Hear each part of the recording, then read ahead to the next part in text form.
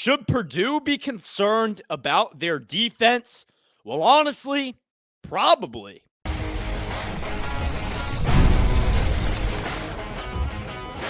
You are Locked On Boilermakers, your daily podcast on the Purdue Boilermakers, part of the Locked On Podcast Network, your team every day. Hello and welcome into another episode of Locked On Boilermakers here on the Locked On Podcast Network. Now, the number one sports podcast network, where it's your team every day. I am your host. I am Nick Arvin, and we got another episode of Locked On Boilermakers coming your way today. I cover the Boilermakers every day here on the Locked On Podcast Network. Also write about them for Purdue 24/7. And today, we're going to talk about that Purdue defense, the defense that did not look good against Iowa State, whether that's a cause for concern the rest of the way. We're also going to get into Boilermaker buy, sell, hold for this week, and then we're going to finish it off.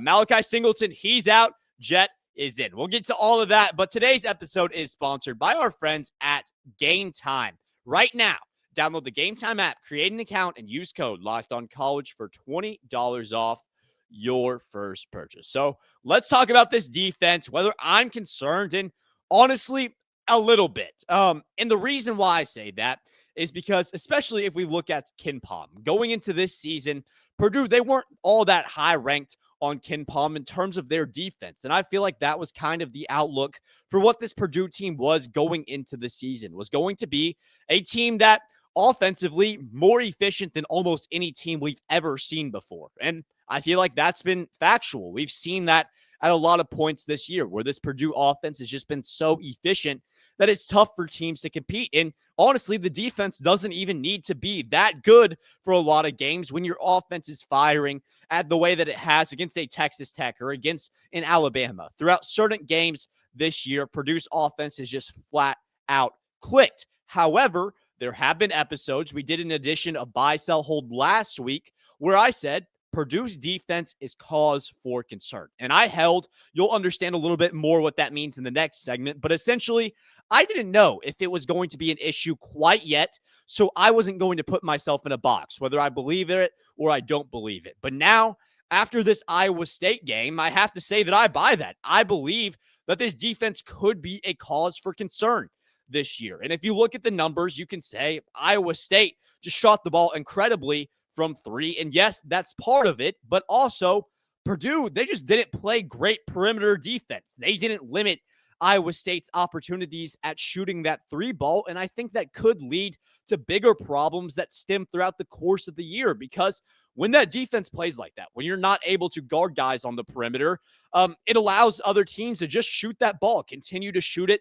Don't have to play inside to where Purdue's strength is on that inside with Trey Kaufman-Renn, with Oscar Cluff, and then with Jacobson as that shot blocker. When you give teams opportunities to shoot the ball and to get consistent looks, they're not even going to have to drive it inside. They're not going to force that hand. And ultimately, it just limits your ability to get inside and force stops in the paint. We saw that against Iowa State. They lived from beyond three, and they shot the ball at a huge efficiency. I believe it was 11 for 23 on the night from three-point range, yet 11 for 23 at just about 48% for Iowa State. And ultimately, in my opinion, this perimeter defense comes down to the fact that Purdue, they just don't have a ton of length on the floor at all times. And this is a situation where, especially going into this year, if Ja'Cory Harris was able to produce on the other side of the floor the way that we hope that he's capable of doing, I honestly think that he would change your trajectory from being a three-point stopping team, from guarding that perimeter, because of his length, because of his ability to be that point of attack guy that can force guys off that three-point line. But Ja'Cory Harris, he just hasn't played good enough basketball on the offensive side to justify him being in on the defensive side of the ball. So I think that's somewhere where Purdue, they're missing out on a guy that can really stop that three-point shot. But the starting lineup in general just isn't really going to be the best three-point shooting, stopping lineup. They're not going to be the best perimeter defense team in terms of having Cluff, Trey Kaufman-Renn, who are going to be in the inside. Fletcher Loyer, talented. Braden Smith, talented. But those guys aren't the best perimeter defenders in terms of having crazy length, as good as they are.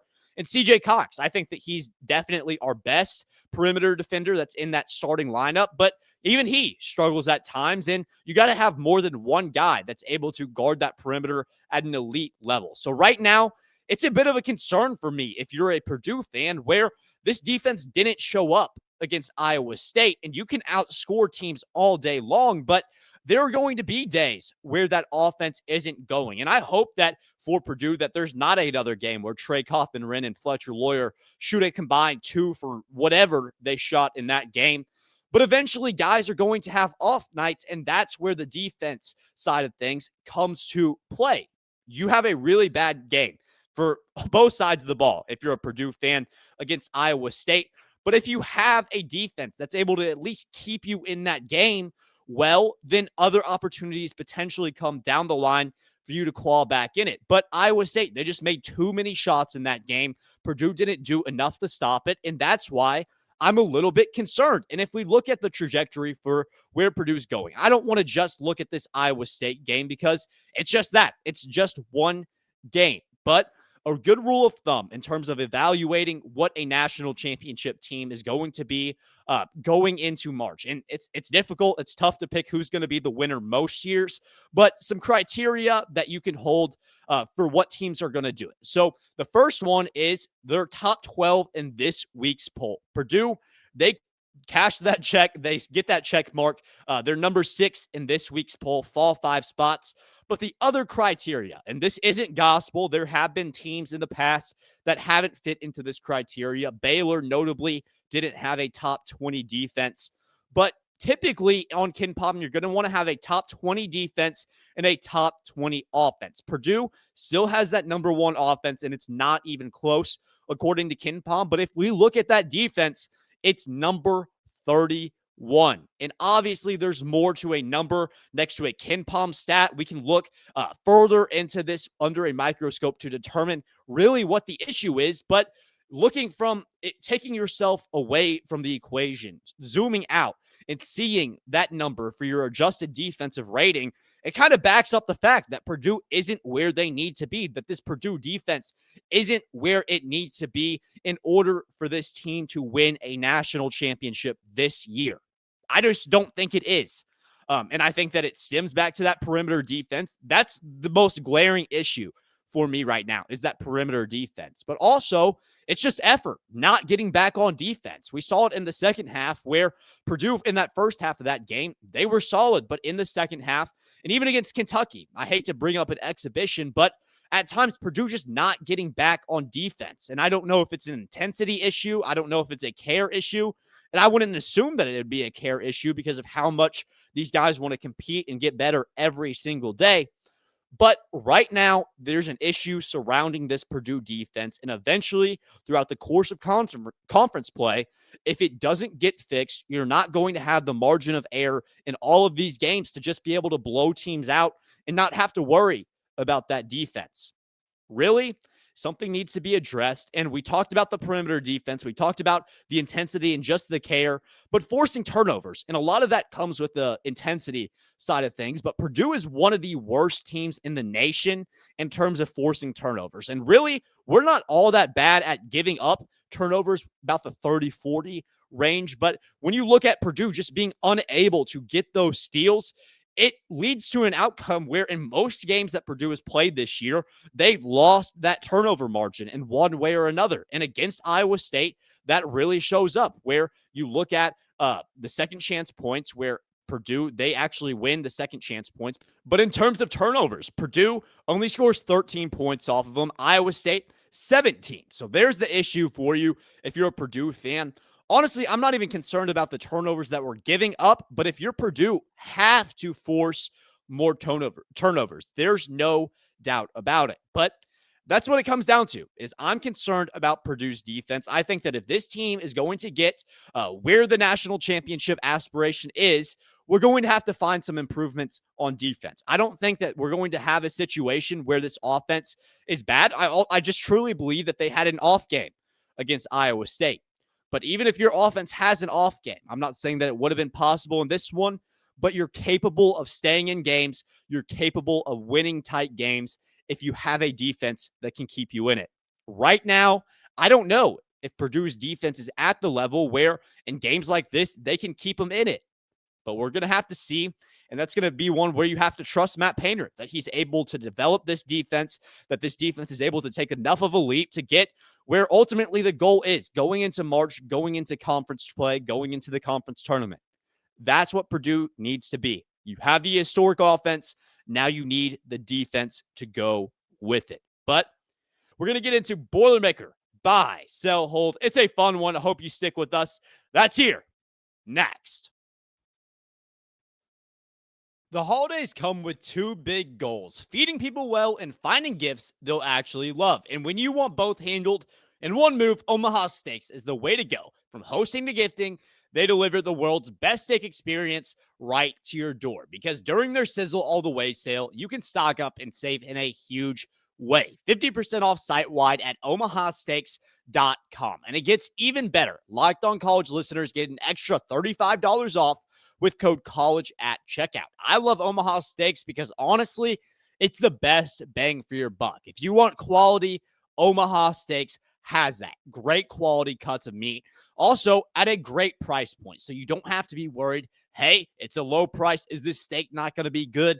Omaha Steaks gives you the best of both worlds. And it's also an amazing gift. So if you want to gift an Omaha Steaks to anybody this holiday season, you can save big on gourmet gifts and more holiday favorites with our friends at Omaha Steaks. Visit omahasteaks.com for 50% off site-wide during their Sizzle All the Way sale. And for an extra $35 off, use promo code COLLEGE at checkout. Terms apply. See the site for details. That's omahasteaks.com, code COLLEGE. It's time for the third week of Boilermaker buy, sell, hold. But before we get into it, I want to tell you about two cool things. First of all, we're almost to 1,000 subscribers. I want to thank you guys so much. But if you aren't subscribed yet, please make sure to do that. It would mean so much to us. It is free. So subscribe, like, comment. It all helps us out a ton. But second thing, Locked On and Locked On Boilermakers, we're launching the Everydayer Club. It's a great opportunity, and I want to tell you a little bit about it. So thank you guys for making Locked On Boilermakers your first listen today and Locked On, the #1 sports podcast network. You already live your team every day, so now take it up a level and go ad-free. Join the Everydayer Club today and get Locked On Boilermakers with no interruptions, members-only Discord access, and more. All for just $5 a month or $50 a year. Go to the link below in the show notes to learn more. So thank you for that. But let's go ahead and jump into Boilermaker buy, sell, hold. Third week of this. It's a weekly thing now. If you don't know how it works, essentially the way it works is I'm going to have 4 questions. Buy, I believe in it. Sell, I don't. Hold, give me a little bit more time to form an opinion on this. And the first question is going to be what we talked about in the last segment, but a little bit of a different outlook on it. And my question is, can Purdue fix their defensive struggles? I think there's no doubt that there is reason for concern. There is something there, but can Purdue fix it?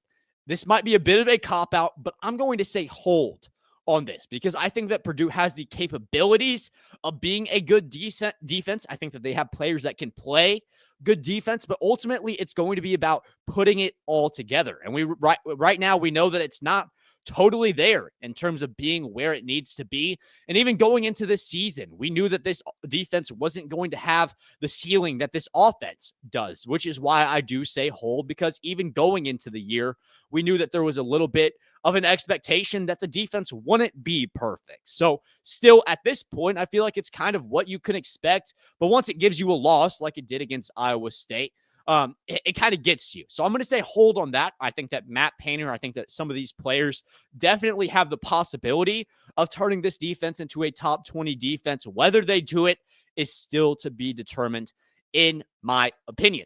Question number 2. Does Braden Smith need to score the ball more? And now this is one that is kind of a hot take, but I'm going to agree with this one. And I'm not trying to understate the value of Braden Smith, what he does for you from a playmaking perspective. But so far this year, he just hasn't been necessarily the most intentional scorer. He is averaging 13 points on the season, which, I mean, it's okay. It's solid. And he's averaging 9 assists, which is second in the nation. So you absolutely can't complain about that. But last year, Braden Smith, he was averaging 15.8 points per game, which is about 2 points per game more. Yes, there are more mouths to feed this year. Yes, that assist record is on the line. And I understand Braden Smith kind of evolving into a different type of point guard where he is pass first now.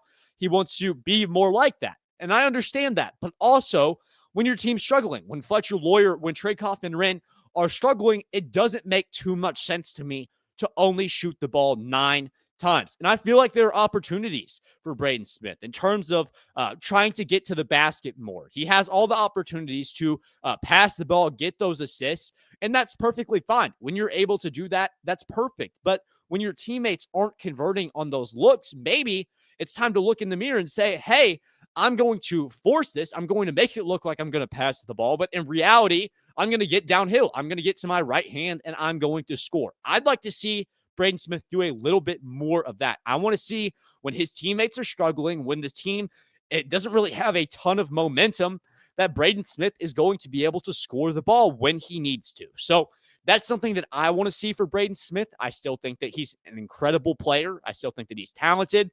And I still think that he should be in that National Player of the Year conversation. But unless he starts to score the basketball at a higher rate, I don't know if Purdue's going to be at the level that they should be at. And I don't know if he's going to continue to be in those conversations because 13 points a game, good, but not great, not game-changing. So that's something I want to see change a little bit from a Braden Smith perspective. Question number 3, should Purdue be worried about dropping another game in non-conference play? I'm going to say sell on this one. I don't think that Purdue fans should be worried just because the rest of the non-conference play is pretty easy for Purdue. You got Kent State, Auburn at a neutral floor, which is really in Indianapolis. And then this week you've got Minnesota, which is a conference game, but Marquette on Saturday. Honestly, not too worried about the games this week. We'll have previews for both of those, but I think that these are both teams where you want to take advantage of an easy opportunity at home after losing against a team like Iowa State. You want that bounce back game, and I feel like both of those opportunities kind of await you this week in terms of having that opportunity to bounce back. Purdue will have that opportunity to bounce back this week against a struggling team led by Shaka Smart on Saturday, and then that Minnesota team, which actually did beat Indiana, but they're struggling as well. So I don't think there should be concern about Purdue losing another game in 2025, but we'll have to see. I thought they were going to beat Iowa State, so what do I know, I guess. But last question for this week's Boilermaker buy, sell, hold. This one is another bit of a hot take one, and I have to explain where I'm coming from on this one. The question is Oscar Cluff Purdue's most impactful player? And the reason why it's phrased impactful and not the best is so I can say bye on this question, quite frankly, because no, I don't believe that Oscar Cluff is the best player on Purdue's roster. What I do believe is that he might be the most impactful player on Purdue's roster. I do think that Braden Smith is up in that conversation. I do think that Trey Kaufman-Renn has a little bit of a conversation. However, Trey Kaufman-Renn is a big reason why I think that Oscar Cluff is so impactful because of the jump that we saw in Trey Kaufman-Renn's rebounding numbers. Absolutely an insane jump where he's averaging double-figure rebounds this year, has never done that throughout his college career. And in my opinion, it all comes back to Oscar Cluff. Oscar Cluff, also the most efficient player in college basketball right now on the offensive side of the ball, which is an insane stat. But on the boards from a rebounding perspective, not just Oscar Cluff, which is averaging a double-double, but also the gravity that he brings and what it kind of carries on to Trey Kaufman-Renn and his ability to rebound the ball at a really high level. And it spaces out the floor really well when you have Oscar Cluff down low, and then you can get Trey Kaufman-Renn out to that little wing area where his little jump, that little jump hook that he does, that little push shot inside.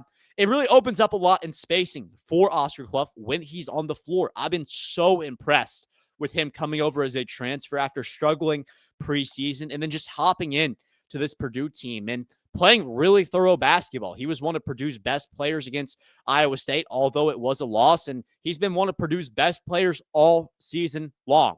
I'm not saying he's the best, but I would say that Oscar Cluff is the most impactful.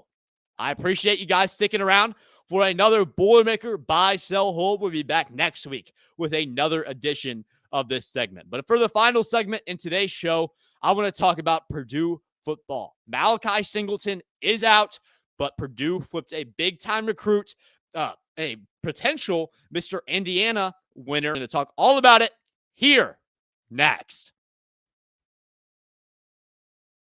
The World Cup is coming back to North America for the first time since 1984. And with 48 teams for the first time ever, it's going to be massive. But let's be honest, getting tickets is usually the hard part. And that's why the Game Time app is clutch, finally giving fans a real advantage when it comes to snagging seats. With Game Time, you can track price drops in real time, get alerts when great seats open, and buy tickets the moment they hit the app. It puts the power back in your hands and makes going to the World Cup realistic instead of impossible. But it's not just for World Cup tickets, it's for college basketball too. It's the easiest way to get into Mackey Arena this winter. Accessible, got the lowest prices. It's the only way that I get tickets to Mackey Arena. So you can too. Take the guesswork out of buying World Cup tickets or Mackey or Purdue tickets. Get into Mackey for every match, concert, or event with Game Time. Download the Game Time app, create an account, and use code LOCKEDONCollege for $20 off your first purchase. Terms apply. Again, download the app, make an account, and use code LOCKEDONCollege for $20 off. Swipe, tap, ticket.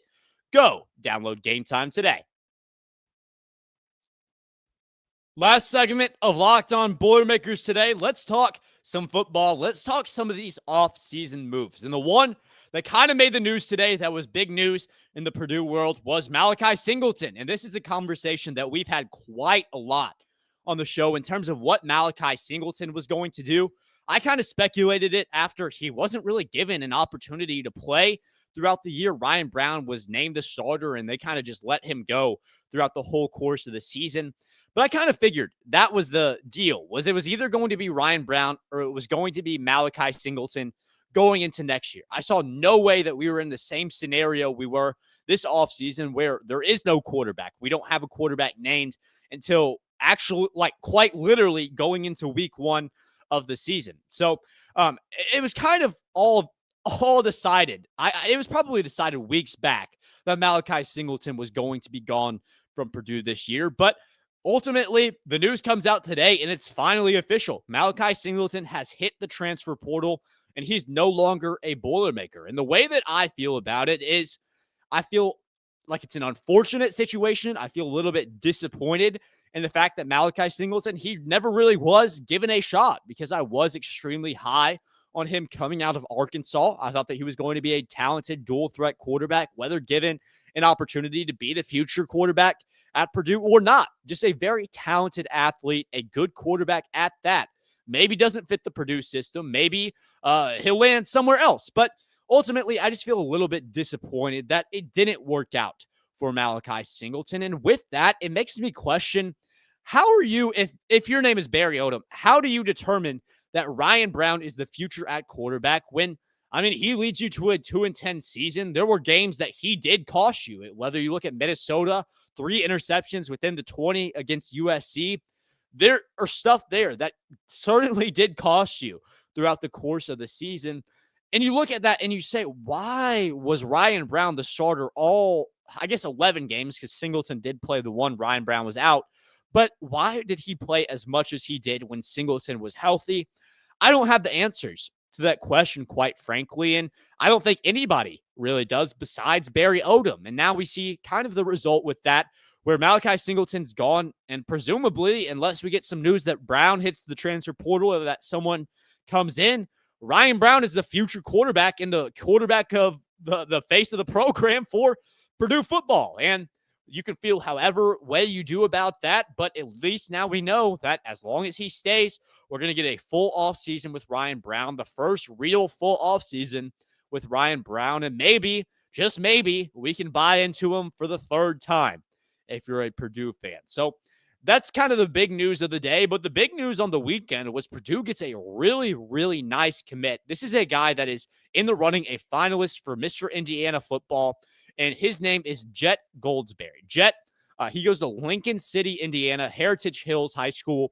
Jett Goldsberry, he plays both safety and quarterback. Now, he's not going to be a quarterback at college. He's not going to be a quarterback for Purdue. He's going to be that safety, could even come down to play the linebacker position if he sizes up, but certainly has the speed to play linebacker. Goldsberry is a great recruit, was committed to Ole Miss before the whole Kiffin situation goes down. And then after Kiffin leaves, he decommits from Ole Miss and commits to Purdue. I'm really, really excited about this kid. I think that he could be the future of that defensive secondary, or even like we talked about, the prospects of moving him to linebacker. But this guy can really do it all on the defensive side of the ball. Great. He's very intelligent, has a very high IQ. The instincts are there, which is what you want from a DB. Also extremely quick, has that downhill speed, and he can definitely lay out a hit here and there. But I'm really impressed with Jett Goldsberry. And this is one, if you're Barry Odom, that Barry Odom hasn't had the success on the field at Purdue quite yet.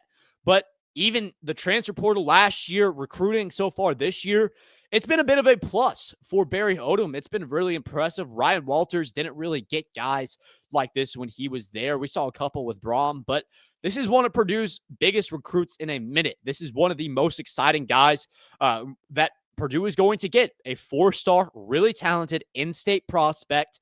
And I think it could be the start of things to come. But ultimately, this offseason for Purdue is going to be about gaining talent because we've seen guys hit the portal. I guarantee you there's going to be a ton more that hit the portal. So assessing that, finding out guys, high-quality guys, not just guys from UNLV like last year, not guys from the group of 5, but guys that were talented players. And I know at Purdue right now, you don't have the leverage to pay guys to get those top guys, but do your best if you're Barry Odom to create an environment where you can recruit a talented, competitive football team. We saw Signetti at Indiana do it, and in year 2, look at where they are. Purdue, 2-10 right now. There needs to be a change. I don't know how many more times Purdue fans are going to be able to buy into this football team until there's an actual change on the field in terms of where that product is. But right now, at least we got a guy that comes in and we can say, hey, this is the near future of Purdue football. It's going to be interesting. We'll have to see how things develop. But Jett, he's going to be a really nice prospect for Purdue, going to be a nice piece for that Purdue defense going forward. But it was a fun one today. I do appreciate you joining me once again every day here on the Locked On Podcast Network. Once again, make sure to subscribe if you haven't already. I appreciate it a ton. But thank you for making Locked On Boilermakers your first listen today.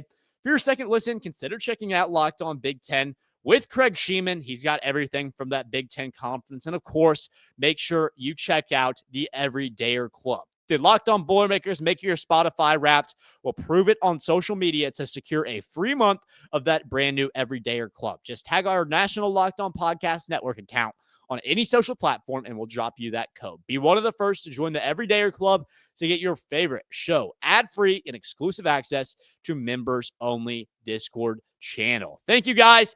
I hope y'all had fun. And as always, boiler up, hammer down.